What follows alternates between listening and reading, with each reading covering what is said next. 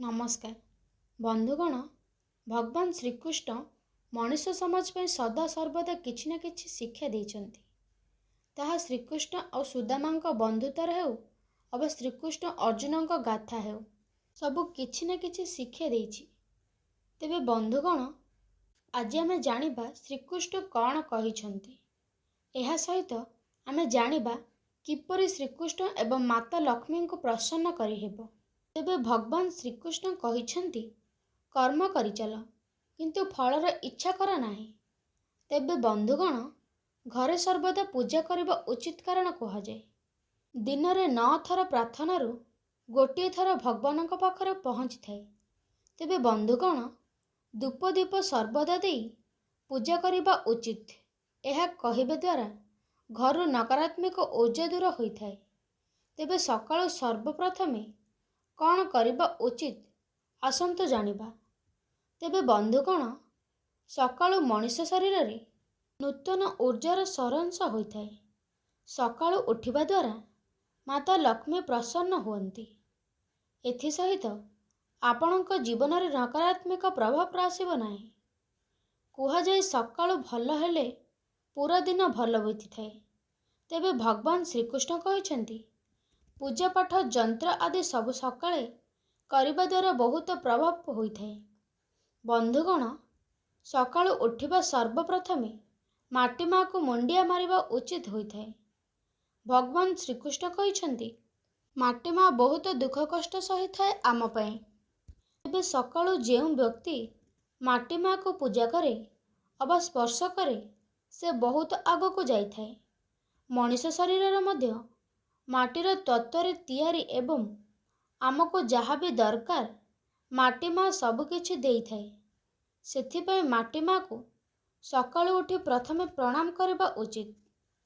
सकाळु उठी स्नान करबा समय रे पानी रे गंगा जल मिसई स्नान करंतु। हिंदू धर्म रे गंगा जल को अत्यंत पवित्र बोली विवेचना करा जाइछि। एहा महादेवंक मस्तक रे अछि। तेबे एहा द्वारा सकाळु उठी गाधेबा द्वारा मनुष्यर समस्त नकारात्मक ऊर्जा दूर होइथाए। शनिक प्रभाव मध्य मनुष्य मुक्ति होई परिथाए।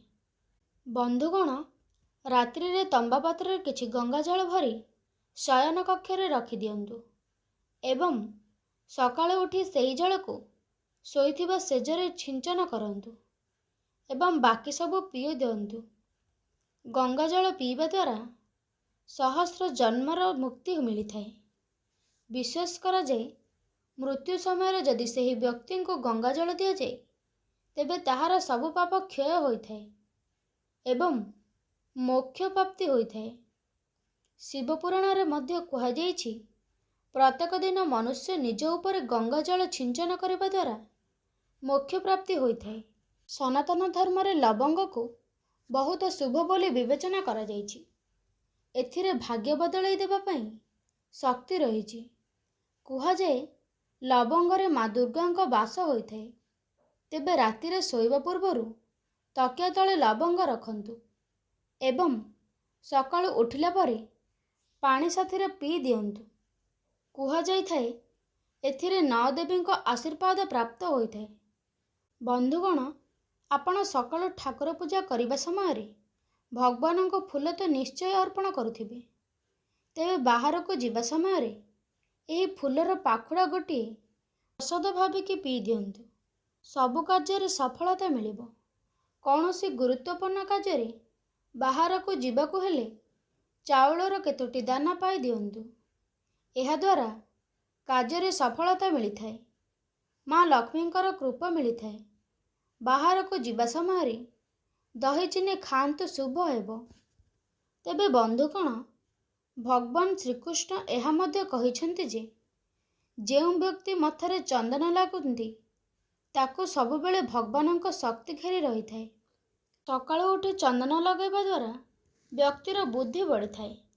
तेबे जेउ व्यक्ति सकाळु उठी सूर्य को आद्य दिए एवं तुलसी को जल प्रदान करे तांको भाग्य सबुबेले चमकी थाए। भगवानक अशेष कृपा मिलिथाए।